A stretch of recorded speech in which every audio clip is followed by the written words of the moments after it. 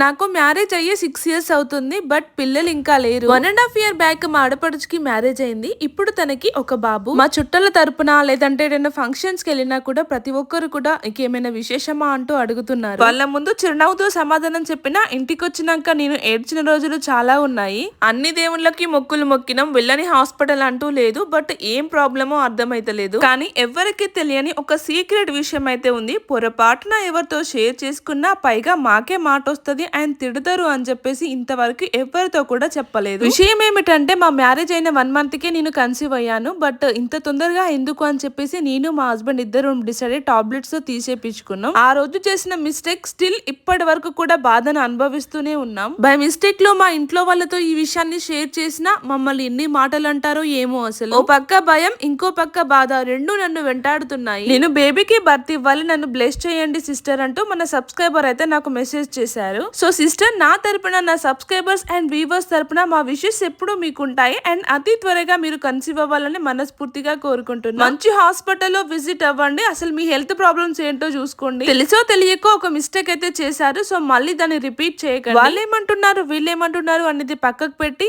Me wife and husbands హ్యాపీగా ఉండండి. మీకు మ్యారేజ్ అయ్యి జస్ట్ 6 ఇయర్స్ అవుతుంది, కానీ ఒక 15-16 సంవత్సరాలుగా పిల్లల కోసం వెయిట్ చేసే వాళ్ళు కూడా ఉన్నారు. ఈ విషయం మీకు తెలుసా?